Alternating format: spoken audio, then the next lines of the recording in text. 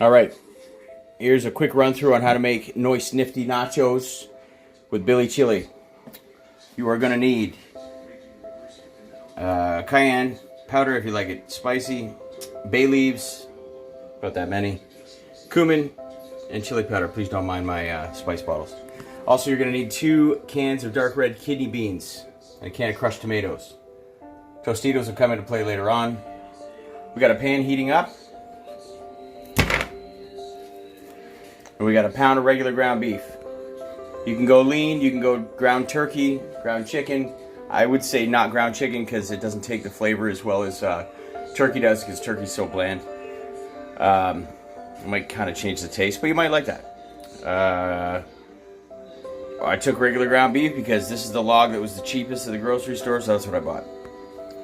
So we're going to brown the beef with the spices, because anytime you use dried spices or fresh spices, but even more so with dry, you get them in a little bit of moisture, which is the fat from the beef, and you get them frying in a pan and hitting them with some heat. You really have the best release of the aromatics, and your whole place will just smell divine.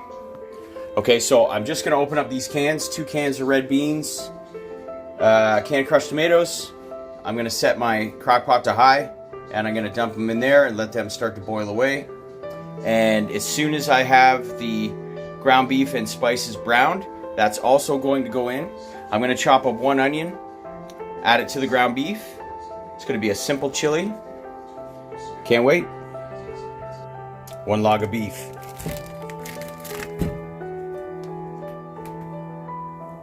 One onion diced.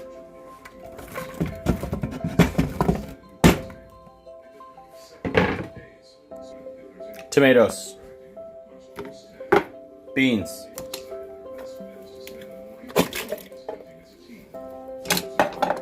beans,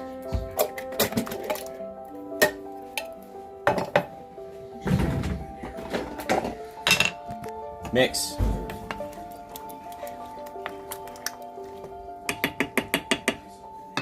lid.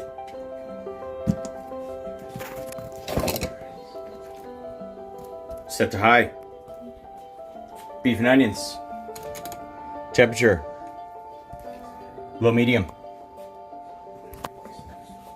Break it up.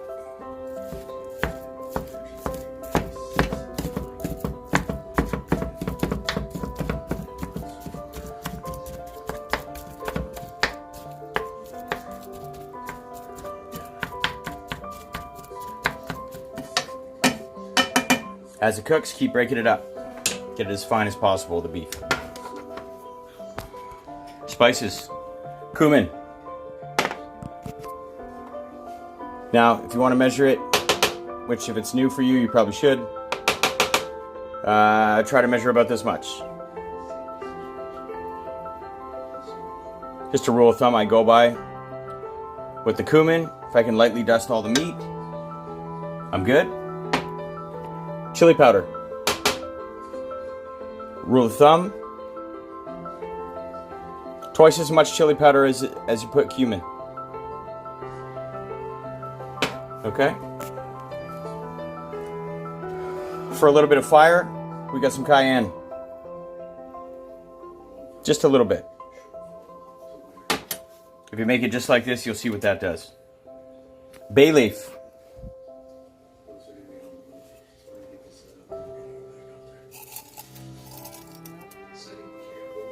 About that many small ones is good. Don't break them up. Let the moisture get to them so they get a little bit more flexible, and then there's nothing to worry about. You break them up, you get little pieces in your mouth. It's very unpleasant. Give it a mix.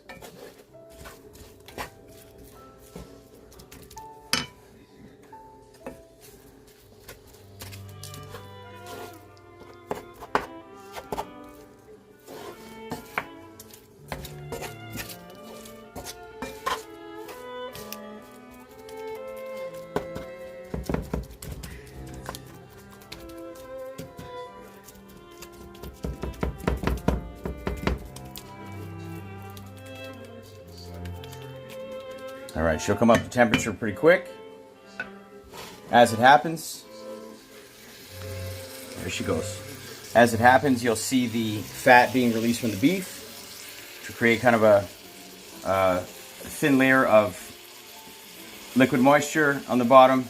You're just gonna keep rolling and rolling and rolling your beef, and just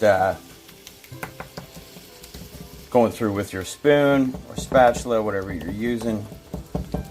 As it cooks, it won't be as gummy, and it'll be a lot easier to break the little tiny pieces off. And by the time you eat it, you'll have a nice smooth consistency of finely separated, fully cooked ground beef. You can see there, just that long, and all of a sudden it starts browning. I've made this so many times before that I know that my onions are going to get to a beautiful translucent consistency, which is almost like see-through. You can see the color of what's behind it, like this pile here. Once those are cooked enough, you'll be able to see the black of the pan through some of the thinner ones, and that's a great place to have your onions at when you're making a hot meal. So, and they'll cook a little further as they're boiling down in the crock pot mix, because like I said before, once this ground beef is browned, the whole thing is going in with the tomatoes and the beans, and then we just let it sit. Stir it every once in a while. Set it for 6 hours, or 4 hours, or 8 hours, or even just put it on low overnight. But for us here today, we're gonna go. Actually, this is a cheap crock pot, so you got low, high, and warm. So high is basically cooking 4 hours. Most things on high on a cheap one like this will be done in 4 hours. This will probably be done in 4 hours. It's really, you say it's done when your desired consistency of the liquid in the chili has been reached. So, and the way you check that is you just stick a spoon in and dump it right back into the crock pot and see if it's got, I don't even know how to say it. If the glob that comes off takes a pleasing and appealing amount of time for you to watch, maybe it's at the right consistency for you. For me, I like the glob to kind of, here goes the spoon. Blah. But that's a full day for me to get it that way. You'll see as we go. I'll let you know how long things have been cooking for when we check it. So the house smells unbelievable, and already the whole house smells like it. So man, I love being in the kitchen creating this stuff. Really brings a lot of peace to my mind, and creativity and energy for my soul. Love it. All right, we are ready to add the ground beef and spices and onions to the crock pot mix of crushed tomatoes and red kidney beans. That's all you need.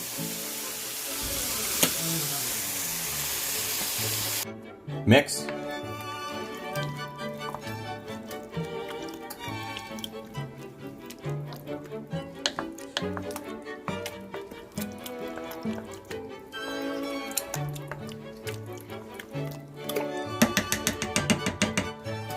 Already looks like chili, doesn't it? Let's test it. See, that came off much too fast for my liking. All right, lid on.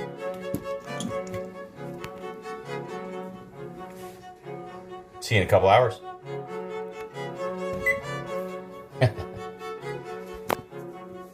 We still got that coconut infused cannabis oil. 6 minutes left. It's been an hour 20. You hear that? That's a great sound. It's really coming along nicely. So I've taken the lid off. And you see all that steam? So when steam rises and it evaporates, it takes with it the water molecules in any kind of liquid mixture. As it does that, it's going to thicken up the dish quite a bit. Remember to taste as you go. And I'm starving, so I think I'm going to build a plate of nachos.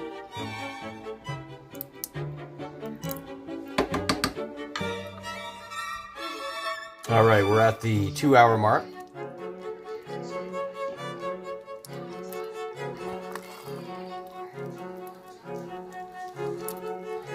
So it's still kind of thin for my liking, but like I said, I'm starving. So we're going to put together just a simple plate of Noice Nifty Nachos with simple Billy chili. We've got some old cheddar cheese, block cheddar. I'm going to grate that on top of the hot meat, which is be on top of the Tostitos. Fresh green onion or chives, way better. This is all I have, dehydrated chive rings. So I'm going to sprinkle that over the finished plate. And anything that touches moisture, after a couple minutes, it'll start soaking up that moisture and rehydrating the chives. Usually I like fresh tomatoes, just diced up and sprinkled all over, but I'm gonna go the easy route. I got some mild salsa here. And sour cream, of course. Just a little opinion or a piece of advice if you choose to take it about sour cream. So this stuff is about 40-50 cents more expensive than the no-name the no-name 12 or 18% sour cream. This stuff, it's so you can relate to it. It's like it's the exact same as the difference between regular yogurt and Greek yogurt. This is the Greek yogurt of sour cream. It is very thick, very rich. It's much creamier, and you can taste and feel the difference when you're working with it when you eat it. So for me, when I go sour cream for anything, it's the gold sour cream. Again, it's 40-50 cents more expensive usually than the generic regular sour cream that you would get, and it makes all the difference. Now for plating. Oh, sorry. And for a little bit of extra kick, this Cool Runnings habanero pepper sauce. A couple drops here and there, very nice. And I forgot to mention, throw a punch of salt in there. And if you don't know how much a punch is, put it in the dip of the palm of your hand. Toss it in. Mix it up. It'll help to bring out a lot of those flavors.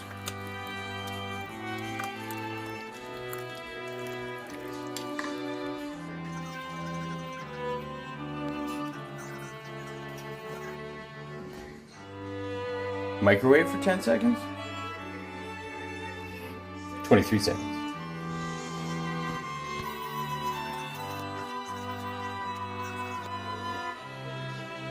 It's a face, because it's fun.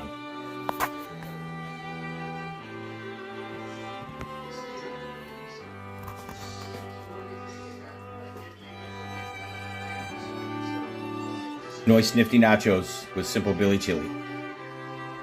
Bon appetit.